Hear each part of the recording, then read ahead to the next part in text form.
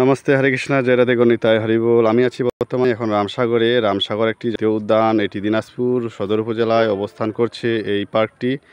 আর এই পার্কটিতে রয়েছে বিশাল বড় একটি পুকুর। এই পুকুরটি নামকরণ করা হয়েছে রামসাগর।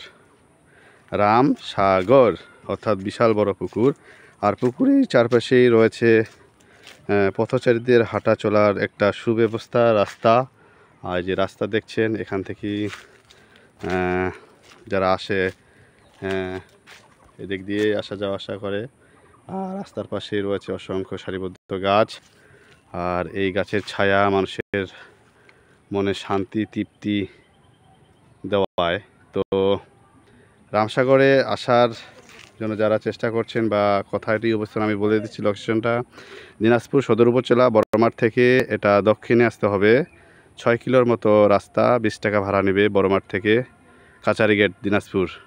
ওখান থেকে 20 টাকা ভাড়া নেবে, গেটে নামাই দিবে, আর সহজে আসতে পারবেন।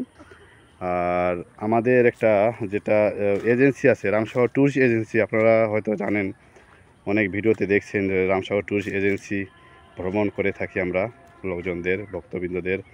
তো এখানে বিশেষত হচ্ছে যারা দেশ এবং বিদেশ অর্থাৎ বাংলাদেশ এবং ভারতে যারা ভ্রমণ করতে চায় তীর্থস্থান এবং পর্যটন স্থানগুলো, তো আমরা এখান থেকেই দিনাজপুর বড়মাঠ অর্থাৎ রামকৃষ্ণ আশ্রম গেট থেকেই বাসগুলো ছাড়া হয়।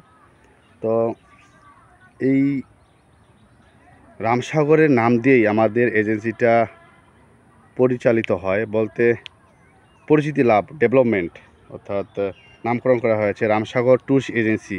আমাদের রামসাগরের আশেপাশেই বাসা বাড়ি যেটা বলা হয়। তো সেজন্য আমাদের এজেন্সিটার নাম করা হয়েছে রামসাগর। তো এই রামসাগর সবাই চিনে জানে, এবং সরকারি যেহেতু উদ্যান, এটা বিশ্ব মানচিত্র দেওয়া আছে এই উদ্যানটির ঠিকানা, লোকেশন। তো আপনারা যারা বাংলাদেশ এবং ভারতে ভ্রমণ করতে চান এবং ভ্রমণ পিপাসু এবং তীর্থস্থান পিপাসু ভাই বোন এবং কাকা কাকু এবং সকল ভক্তবৃন্দ জানাতে চাই যে আসলে আমাদের অনেক বছরের প্রোগ্রাম থাকে। প্রতি বছরই বাংলাদেশে যত তীর্থস্থান আছে এবং পর্যটনের স্থান আছে সবগুলো আমরা পরিদর্শন করি এবং পর্যটন ভ্রমণ করি, এবং বা ভারতে যেগুলো পর্যটন এবং তীর্থস্থান আছে ওগুলো ভ্রমণ করে থাকি। রামসাগর ট্যুরিস্ট এজেন্সি নামে পরিচিত। তো এটা দিনাজপুরেই থেকে আমরা বাস ছাড়ি। তো যারা গয়াকাশী বৃন্দাবন তীর্থ ভ্রমণ করতে চান তারা অবশ্যই আমাদের সাথে যোগাযোগ করবেন। এবং বাংলাদেশের যেসব তীর্থ আছে ওগুলো আমরা প্রতি বছর ঘুরে থাকি, ভ্রমণ করে থাকি। তো যারা এ ধরনের ছোটোখাটো উদ্যান পার্কে আসেন নাই, তো অবশ্যই আসবেন, ভালো লাগবে, সময় কাটাবেন, মনের পরিবর্তন, শরীরের পরিবর্তন এবং মাইন্ডের পরিবর্তন যেটা বলে, পরিবর্তন অবশ্যই আসবে। তো ছোট্ট এই ভিডিওটি সবাই দেখবেন না টেনে, আর অবশ্যই লাইক কমেন্ট করবেন, শেয়ার করবেন, যেন আপনার দ্বারা এই ভিডিওটি আরও বিস্তার লাভ করে সবাই দেখার সুযোগ করে দিবেন। আর ইউটিউবে যারা সাবস্ক্রাইব করেনি, ইউটিউবে অবশ্যই আমার নাম দিয়ে সার্চ করলে আমাদের ইউটিউব চ্যানেলটা পেয়ে যাবেন।